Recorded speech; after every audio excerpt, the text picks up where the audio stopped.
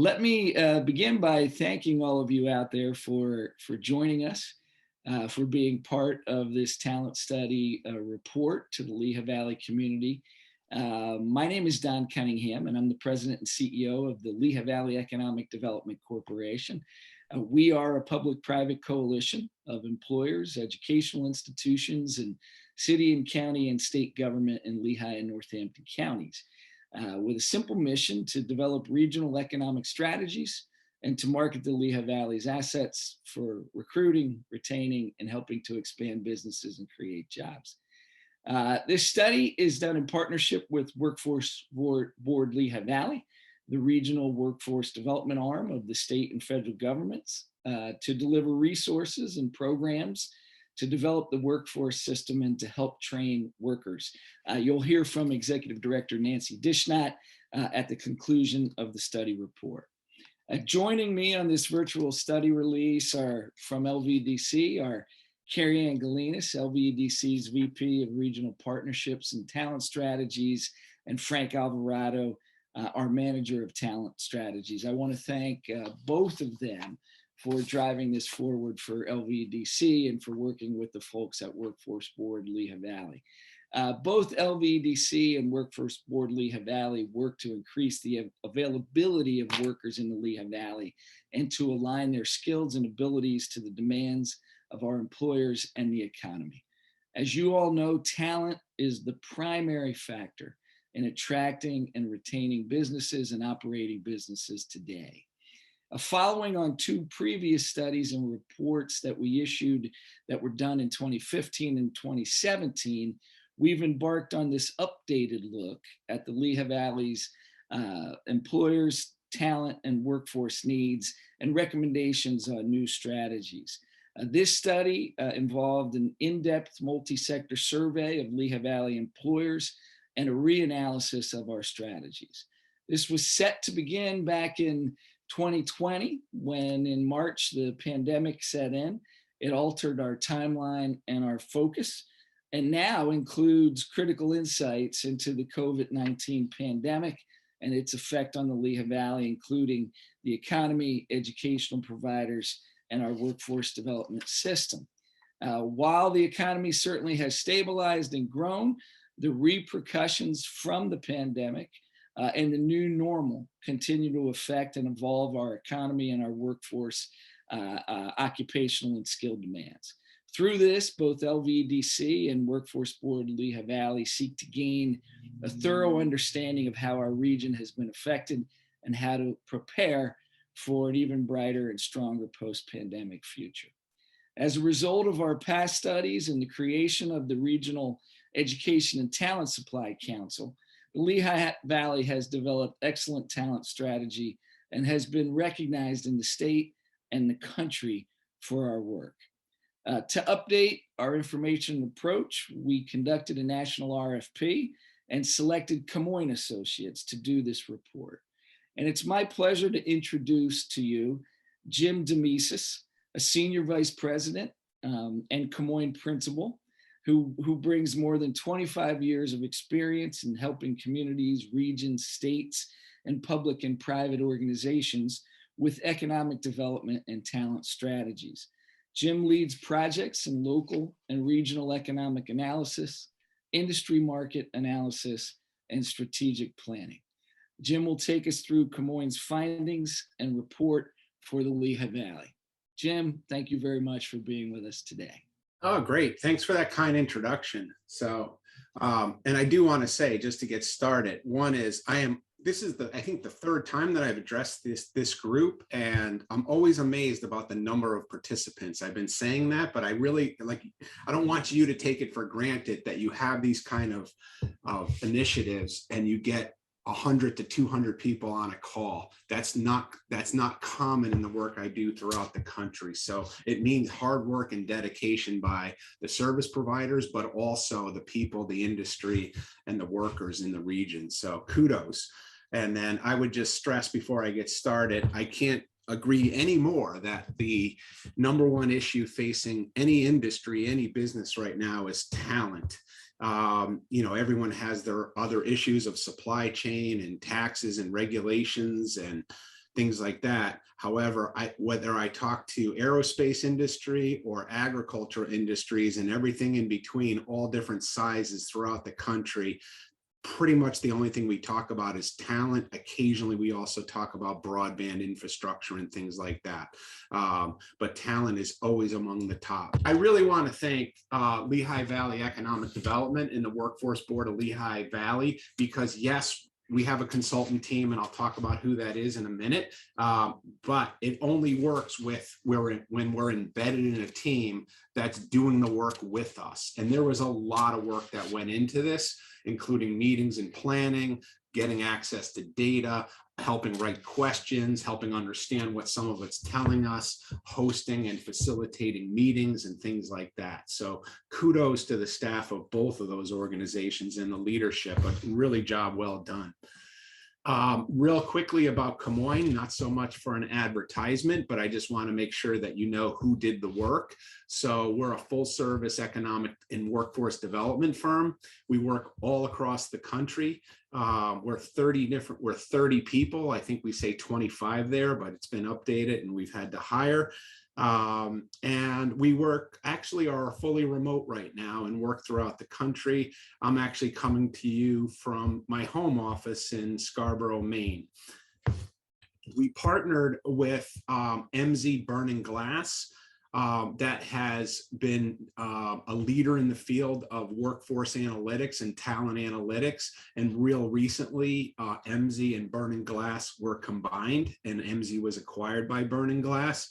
And they do everything from your employment and labor data to real-time skills and job postings data and deeper analytics than that. And they were part of the team and helped along the entire way. So again, I'm Jim Damicis. I'm the Senior Vice President. I've worked a lot throughout the Northeast, including in Pennsylvania and the Lehigh Valley previously, and work on my specialty. I do a lot of things because I founded a company 20 years ago, and you kind of had to be the chief information officer and chief bottle washer. So I do pretty much all the different kinds of projects. But right now, my specialty is in regional economics, including workforce and regional strategies and regional economies. Let me talk a little bit about, before I actually do go further, Frank had reminded me that there is a Q&A part of this presentation, which you can see it in the in your Zoom session. You can post questions to that. It's we have quite a few participants, so we won't be able to get to all the questions. We'll try to select a few and hit on those at the end of the presentation. And then this is being recorded, so we will make sure that we save the questions and then try to group them and come up with some responses after today. And then the other thing is, this is the PowerPoint. It will be available, but next week you will also have access to the executive summary and the report. And that's where the, let's say, I think they say it's all in the details. In this case, it's the opportunities are in the details. So there are some overarching themes across all of your sectors. However, there are some nuances there within each of the different sectors that we examined. And in terms of understanding gaps, trends, and opportunities, it's really important that some of you are going to want to dig into those individual sectors as well. So the purpose was to ensure that we're on the right path in the region towards developing a talent pool that aligns with potential business growth and are prepared for a post-COVID world. It's funny that we use the word post-COVID because we were using that and really at the beginning of this project, which has been over a year now, and had no real prediction about when a post-COVID world would even in fact exist. In fact, it's still a bit unclear. So this also applies to COVID situation today, and then looking forward as we progress out of COVID, and thinking about those kinds of strategies. But it's not just about COVID. There's a lot of other overarching trends that are impacting the workforce, and in fact existed well before COVID, that I would say got exposed by COVID. Things like the importance of human infrastructure around daycare, education, transportation, and housing, and we'll get to some of that. So I don't want you to think this was a COVID study. It was just done during the time of COVID and taken into account what we learned from COVID. But our key purposes was to do data analysis to understand gaps in the talent supply pipeline, and then ascertain employer needs. And then in terms of strategy, it was to reassess the 2018 report and strategy, and then position LVEDC and the Workforce Board Lehigh Valley for the post-COVID reality, and then identify ways to create maximum impact. And I really want to stress that, like at the end, and at the end of this presentation, there'll be what some of our recommendations are as the consultant team, but we really worked with the internal team on your end to be able to prioritize some of those, because it's not good to just have 100 sort of tactics and strategies that are all over the place. We really got to work to understand how can we have maximum impact and prioritize. So Don hit on this a little bit, but in terms of what was prepared, I'll just go over it quickly just to make sure people know what these findings and recommendations are based on. There was a lot of data analysis, including data that you had already existing in the region and in the state, which quite frankly is a lot of good information. So a lot of times we're having to fill major gaps in data or recommend that data continue to be gathered. You have a very good economic development workforce data system in Pennsylvania and in the region, and you definitely exhibit a high commitment to that. And that's really goes a long way. We had focus groups with business and industry, workforce and economic development. We then did one-on-one interviews with some of those businesses to therefore get more in-depth from what we learned through the focus groups. We did a survey of stakeholders and employers. A data dashboard was developed so that information could be shown real time. And then finally, we have a report on finding strategies and recommendations, all of which will be available next week. So what are the findings? I will admit, I'm going to go through the findings.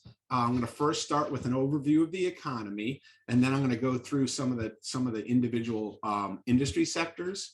And because this is a webinar, if you will, or a webinar setting, it's going to be a bit high level. And so that'll raise the question of, well, tell me more. And I understand that, and some of it we can clarify through the Q&A, but it really comes down to reading the executive summary, and then if you need to, going into the details of the individual sectors.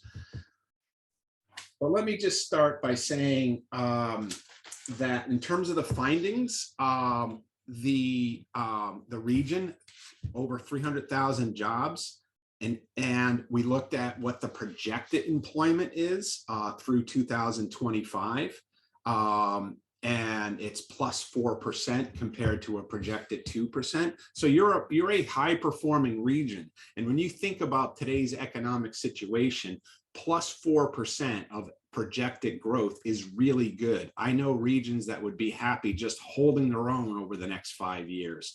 So you've had this high level of growth. You have lower than average earnings per job statewide. It's not dramatically lower, so that's a good thing because you don't want to be too low. On the other hand, it provides a competitive advantage in terms of wages from some of the other high cost markets.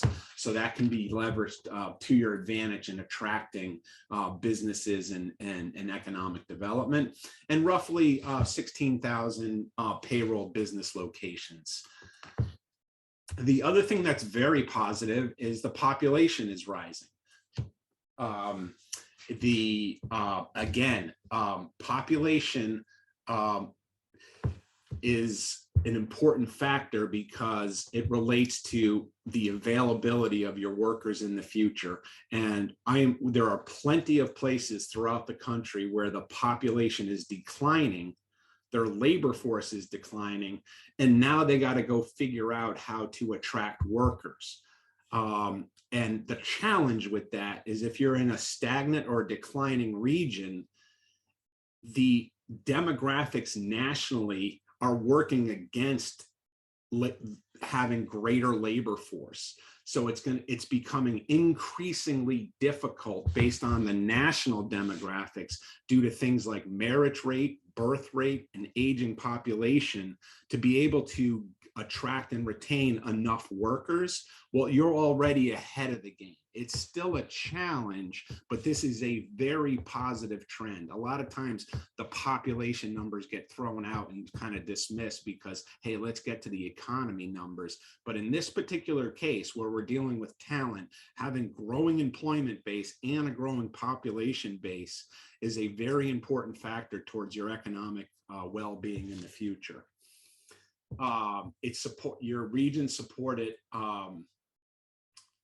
it's got to minimize my, there we go. Supported 328,000 jobs in 2020. And again, you can see here the inflection point where you were experiencing, this goes back to 2010 and looks at the number of jobs added, or total, like essentially the total jobs level. And if you recall, 2008 was a recession nationally, but since that, there was the recovery was starting. You seem to have started earlier than others in terms of the recovery. I know of regions that were really not recovering until 2012, 2013, but you had steady growth. And then there is no doubt that COVID had an impact, and there's no way you could have avoided it. However, what we did see is that there was recovery starting in 2020 and continuing till today, and projected to continue into the future.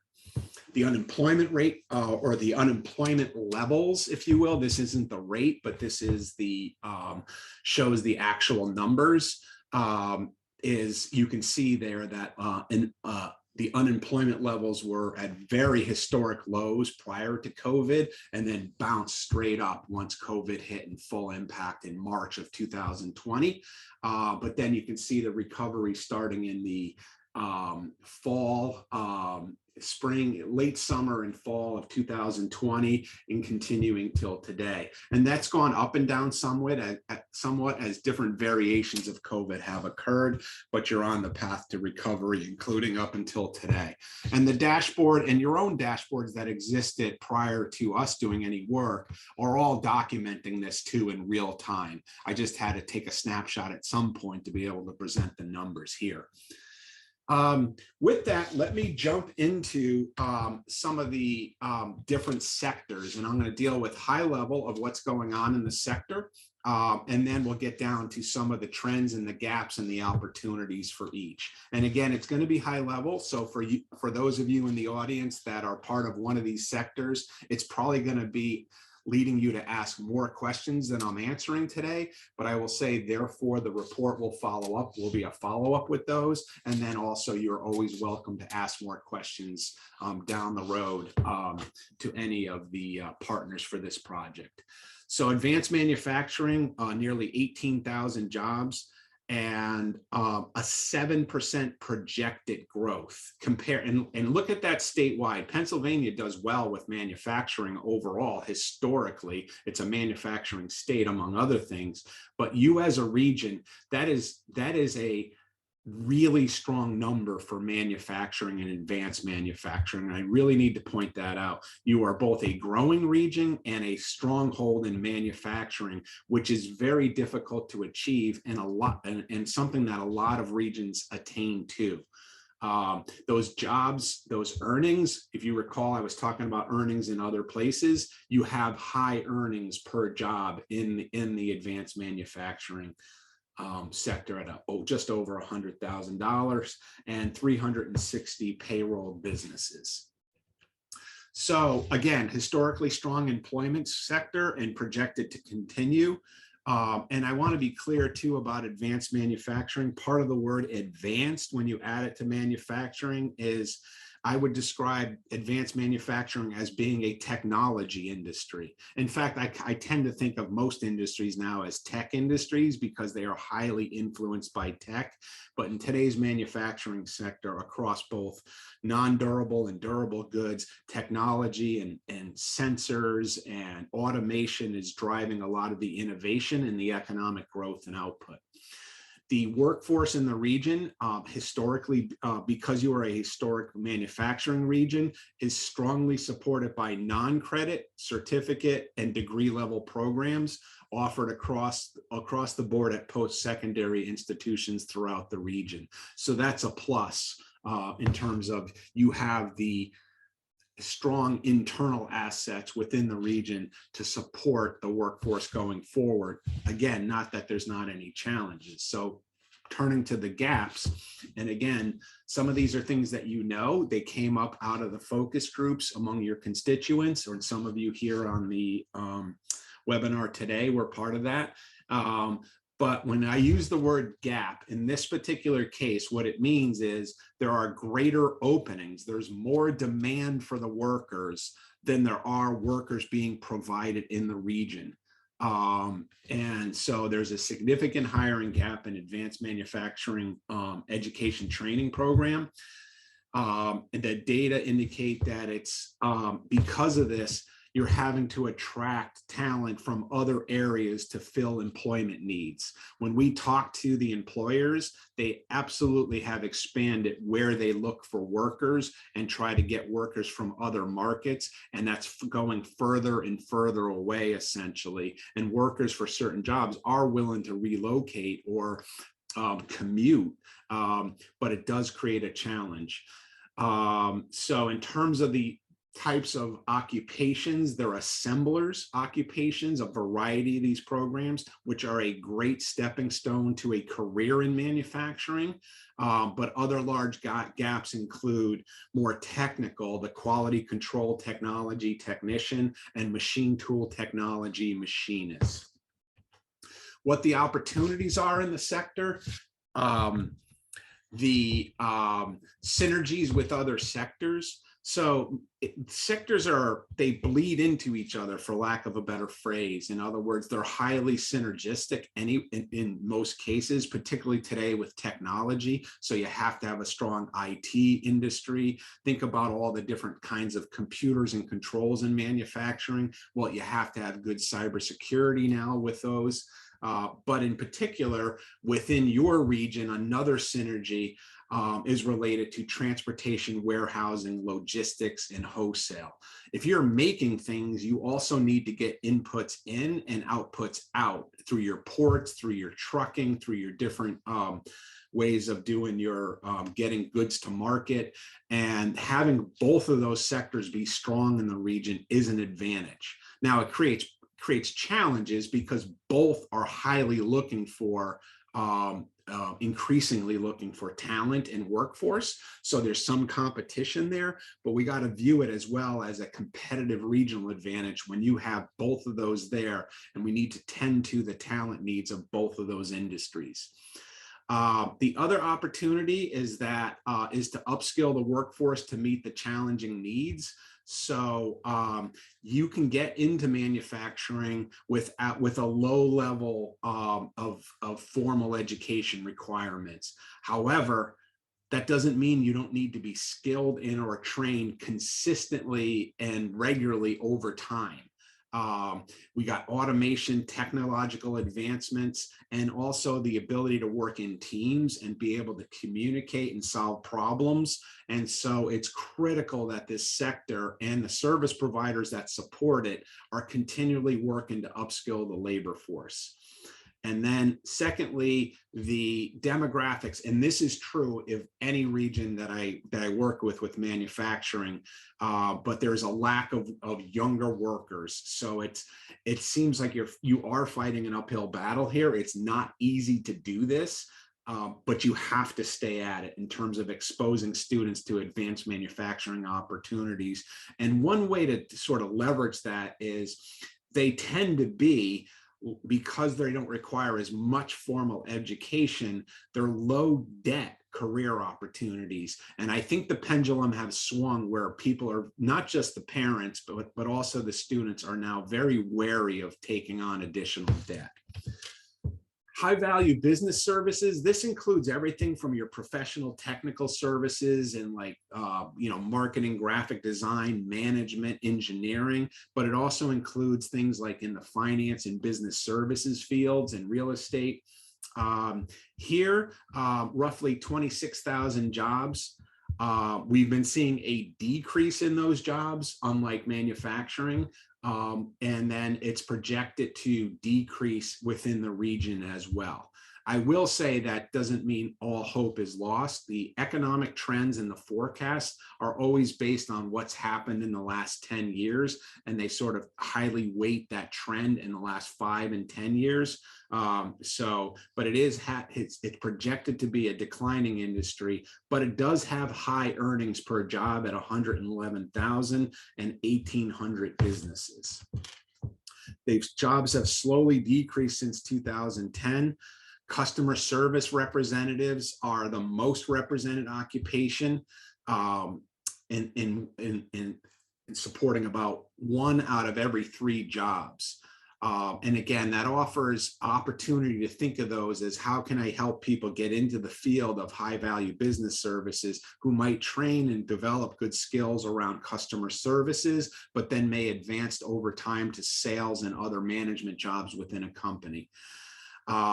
Here's a challenge, and I can speak to this from my own company. We are essentially, as a management consultant and economic development consultant, we are a high value business service, if you will, but many occupations are more likely to be remote or hybrid compared to other sectors. Our company of 30 people, we used to be primarily located in Saratoga Springs, New York, and Richmond, Virginia. And in COVID, we went 100% remote and are not going back. And we had some employees who just didn't want to adjust to that. And we lost a few employees, but then we have some that are thriving and love the remote option and are now giving us access to a national marketplace for finding talent. So these tend to be the jobs that can be done remote, but not all. Some of it's based on what you're producing, what kind of service you're providing, and some of it is based on company culture as well. Top occupations, there's a range of educational requirements, everything from more detailed financing to more detailed management to customer service. So those requiring college degrees are supported by many or several of your education institutions from which local employers can recruit. So those relationships with the education institutions are critical. Some of the specific gaps are accounting technology, technician, and bookkeeping has the largest hiring gap. And again, that's a snapshot too, so that number does change over time. But in terms of when we looked at the data, that was one of the tops. And then business and financial operations is also the largest out commuting occupation, and meaning that the workers and the talent, they have other opportunities. Now they can work remote. They could also go to other destinations, other central employment areas outside of the region. In fact, in 2020, approximately 1,000 Lehigh Valley residents worked in business and financial operations outside of Lehigh Valley. So A, that's a challenge. B, it's an opportunity to be able to say, hey, wouldn't you like a smaller commute? And if we commit to, as a region, to things like daycare and housing and quality of life, you may be able to retain some of them back or claw some of them back. So the opportunities going forward in this sector are software developers and quality assurance analysts. They're also very hard to get, but they're one of the most representative occupations in terms of growth. From 2015 to 2020, we were becoming a data-driven, high-value business services. Customer service is important, but it's also driven by analytics. And that's partly what we're seeing here, and software as service. The institutions can work better to leverage through partnerships to increase engagement with the students for internship positions and work opportunities. I know there's a lot already going on there, but a commitment to those is going to be important. And I will say, and I know this from my own experience as someone who is 57 years old, turning 57 next week, and employing, we're a small company, but still, my partner and I employ 28 other people. We've had to really shift what we think about how to meet employer needs when doing the hiring, like what drives people, what motivates people, what makes them want to stay and commit to your firm. And it's not just money. That's one factor, but it's not the only one. It's working environment and culture. So we have to shift hiring requirements to encompass more non-traditional education and experience into the hiring practices to expand the local talent pool.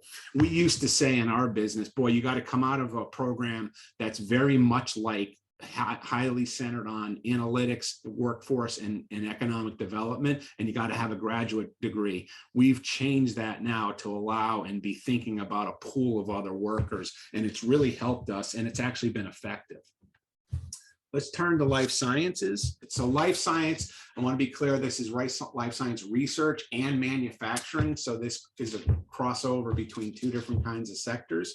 6,207 jobs, 5% increase statewide, as well as within the region. Really good opportunities here in a growing sector nationally, given the healthcare trends. And then the life science, which serves as the basis for a lot of that. High average earnings at 116,000. And again, it's a smaller sector relative to some of your other sectors, but it's very important. 220 in 2020, there was 174 payroll businesses. So the job growth in Lehigh Valley outpaces sector growth in comparative regions. We looked at other regions when we were doing this analysis, not just Pennsylvania. And looking forward, this sector is expected to continue gaining jobs. The most representative occupations are clinical lab technicians, assemblers, fabricators, phlebotomists, and packaging and filling machine operators. They represent about 20% of life science manufacturing. So you can see the close connection between manufacturing, but some distinctions with clinical lab technicians. Medical and botanical manufacturing has grown nearly 300%. Now I know it started from a small base, so it's added 204 jobs, and growth is expected to continue. That's a very good sign. It's another one of these sectors that is what everybody else in the country is chasing, but you already have some good uptake on this industry and base for going forward. The clinical medical lab technicians are where the biggest gaps are. Essentially, there's 65 more projected openings than annual program completions. When I see these openings across all these different sectors, it still amazes me how it would be seemingly easy to help coach people as to what careers to take, because they're right there for the taking, but there's obviously the human element of what people desire, how much they're willing to commit, what they're interested in, and that becomes the challenge in terms of your workforce training, skills, mentorship, and things like that, and communications. The opportunities, you have this strength in healthcare and manufacturing are also assets to growing life science research and manufacturing. So in other words, this is R&D technology overlaid with manufacturing and healthcare services. There's a ton of synergies there in terms of the businesses, the R&D, and the workforce. So that's a very positive thing. And then surgical and medical instrument manufacturing is highly concentrated, 5 times more prevalent in Lehigh Valley than the nation. And again, I get calls all the time or asked to, hey, can you incorporate into the strategy medical instrument manufacturing? And they're trying to grow it, but they don't have a base, whereas you guys are already there. Let's look at transportation, warehousing, and logistics. The big sector, 36,000 jobs, 14% growth. Pennsylvania overall, a 4% growth. It is because of the location and the population size and the access to all kinds of ports and transportation. You are you are in a very good place to grow and support this industry. And you don't need me to tell you that. The earnings are a little bit lower because it's a lot of entry-level jobs in this particular case, but there are more and more, increasingly more technical jobs as well, in crossovers with different sectors like IT and sensing and information technology related to supply chain management, 790 payroll businesses. Strong historical growth, continue to outpace other industries in the region in terms of its growth, in terms of sheer amount of number of positions, lots of entry-level positions, and transportation and material moving occupations attract the greatest number of in commuters. I actually found this very interesting, and I think some of the team did as well, where we were like, some of these jobs aren't the highest paying relative to some of the other technical occupations, but you're getting commuters from outside the region to come here for these jobs. So it's they're highly in demand, and people need entry-level jobs is what that's telling me, and they're willing to travel for them. Ground transportation has the highest gap. There are a variety of non-credit programs around truck and bus driver, commercial vehicle operation, supported by Lehigh Career and Technical Institute.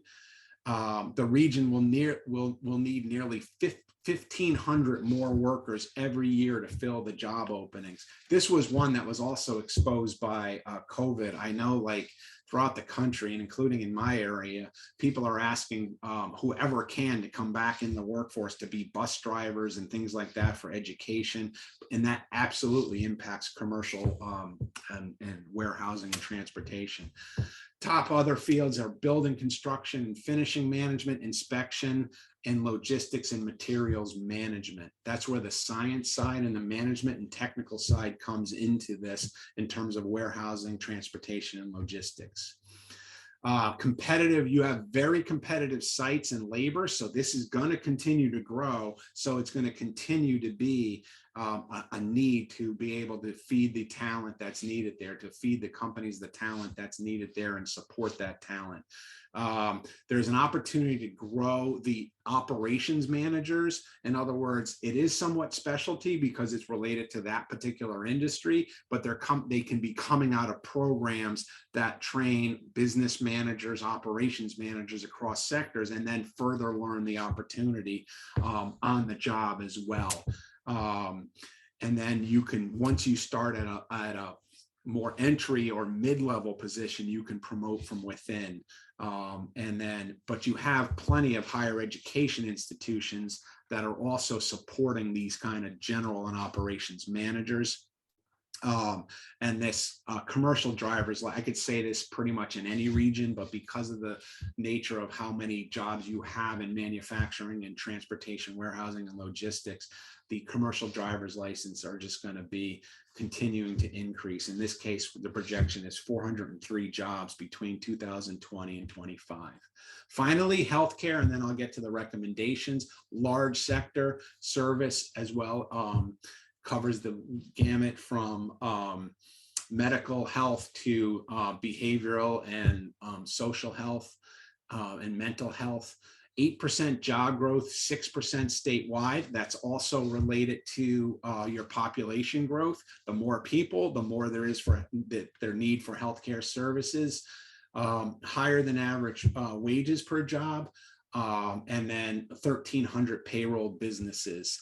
This is, you've seen a lot of growth over the last 5 years. It's projected to continue. Registered nurses are the largest occupation.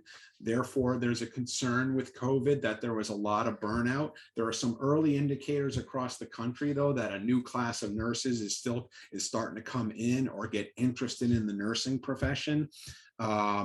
but it's 17% of the jobs in the sector. Nursing assistants, home health, and personal care aides to be able to bring healthcare to the people at their place of residence is growing. And then the other thing about these occupations, there are some that can be remote, but for the most part, they're called high touch. They're not remote. Their educational completions are not keeping up. The nursing aid program has the largest gap at nearly 1,500 more job openings than completions. And then the gaps are also for registered nurses, certified nursing assistants, pharmacy techs, and healthcare management. This demand is in your region, highly driven by the hospitals. So therefore, partnerships with the hospitals are critical. There are smaller organizations and, physician offices and specialty offices as well, but the sheer numbers are driven by the hospitals. And then 6% of the nurses commuted into the region for work. There's a need for employers to increase engagement with both students and faculty to get some connection in before people start commuting out. Getting very interested in your region and in your institutions. And then the specialty hospitals are expected to continue to grow. And this is a national trend as well. So different kinds of healthcare needs, cancer treatment, long-term care, disease care. So recommendations, again, high level, but let me just go through and say it's no surprise that it was all about skills. Whenever we said to people, it wasn't just numbers, I need more people, but it was really, I need more people with the right skills. And I put in quotes there, the employability and soft skills. I put soft skills in quotes. Soft seems to suggest that they're not that important. They kept coming up during COVID as probably the most important skill that people need it right now. And they're hard to train because they cut across all different kinds of what a person needs to be employable. So one sector can't just solve all that training on their own. But that doesn't mean the other kinds of skills, technical skills specific to the sectors, and STEM. As I mentioned before, all of those were becoming increasingly technical, IT, automation, machines, all of that, and therefore both soft or employability skills and technical and STEM skills. And then it's short-term training is really in demand. People want to know that they can get in and get something trained and get working right away, as opposed to, hey, maybe 5 years and now that'll create a career for me. Continue to develop and adopt digital tools. So many of we all are, it's not just young people, but all people are basically, I'm always amazed when I talk to people about how many of them are doing their job search or education search or looking for training, basically using their smartphones. So you're already down the road of doing a lot more through your digital services, but this includes opportunities for virtual learning and online learning. Again, some people are burnt out on that and it can't cover every skill that way, but it has to be it has to be part of your strategy. It's low cost or lower cost and scalable. Mentorships and internships, critical to keeping people in the region. Access to data through your digital dashboards, sharing, and then maintaining your digital platforms. You're already on a good way of doing that. And then rethinking your job fairs. You just can't get people to show up to the old job fair of, hey, come to our table and we'll talk to you about a job. They really need to understand and visualize things and experience things, including virtual tours. Focus on all ages. The young, I don't know how else to say it, because it sounds like I'm saying everything's important, and the answer is yes. We had a lot of people that left the workforce. The number of people that left the workforce that retired earlier than they anticipated to at age 55 or near 55, and they were thinking of retiring in the next 10 years, who then went and retired. Some of them are going to want to come back into the workforce for financial reasons, other for personal reasons. So we can't write them off and say, hey, we just got to keep building up the younger talent. We have to be able to think about what is it that we can do to bring in the aging population and keep them. It might be more flexible schedules, reduced schedules, those kinds of things. The younger workforce, different needs than the past generations, where they're really locating, they're focused on a place they want to be. And right now they are terrified of housing costs, how they're going to get around a region, and where they can spend their time on weekends and things like that. So that has to be part of what you're doing for attraction and retention. Prepare for a future of hybrid, remote and in person. I will say, and this is true in a lot of regions I worked, when we did the survey, and even in the focus groups, there was a lot of the businesses and the service providers saying, oh, this is just going to be a trend. No one really wants to be remote over a long time. We don't want our workers to be remote. I do think that that's a trend you're not going to be able to buck.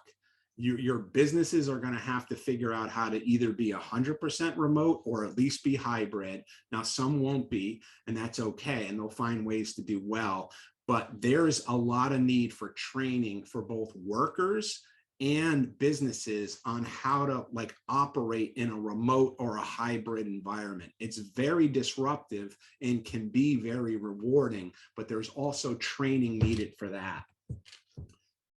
This one, the best way to put it, it's ensure people can get to jobs and remain employed. So this is what we talk about nationally in the human infrastructure, if you will. But at the end of the day, to me, it's kind of, we kind of knew this all along, but again, COVID exposed it. It's like, if business development and economic development is all about workforce, then both of those are all about making sure people have childcare and family care, transportation, and affordable housing. I have someone on maternity leave in my company right now who can't come back until June because she's waiting for a slot for childcare.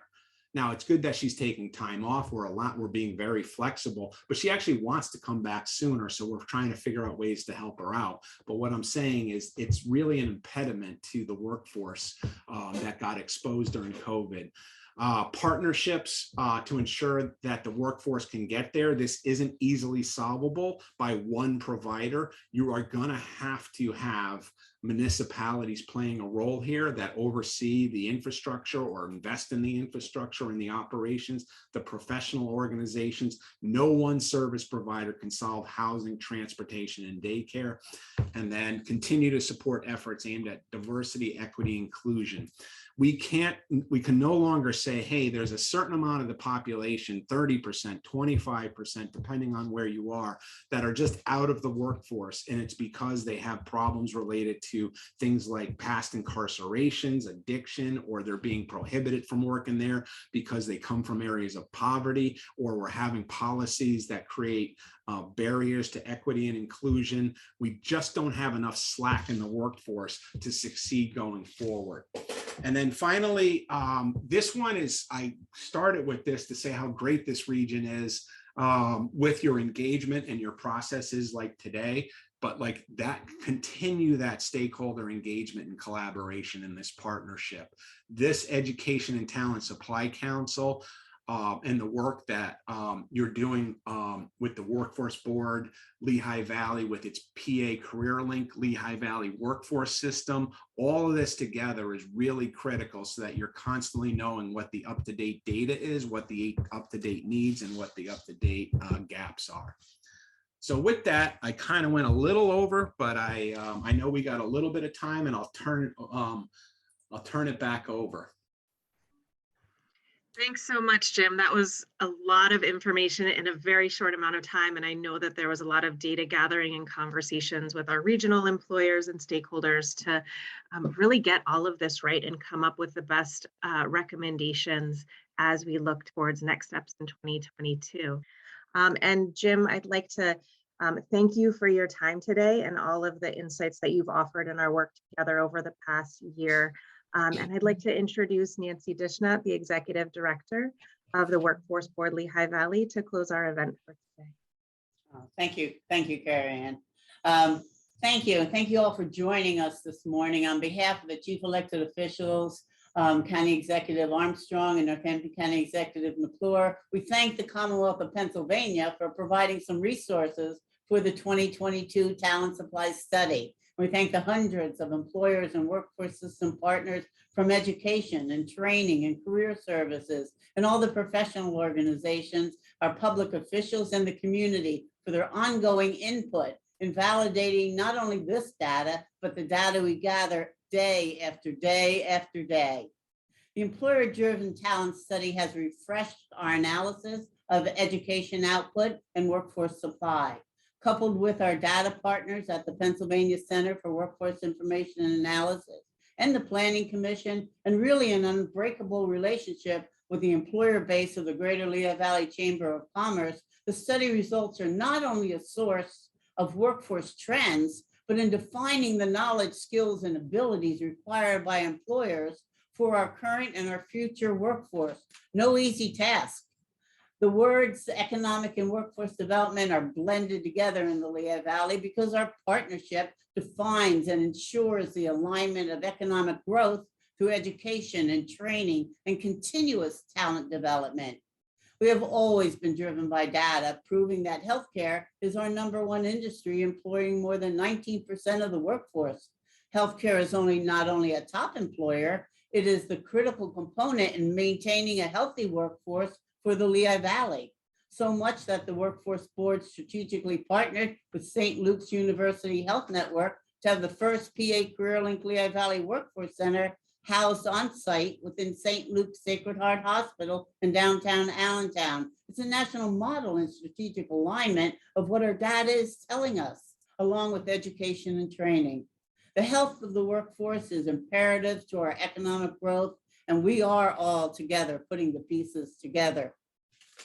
Our data is refreshed, and so are the four corners of economic growth in the Lehigh Valley, because together with the help of our entire community of partners, we will continue the alignment of workforce development, economic development, education, training, and the community. We have over 147 partners at this talent launch, 147 partners ready to continue working together and developing new growth, developing new partnerships, and developing new strategies for a growing Lehigh Valley. Thank you.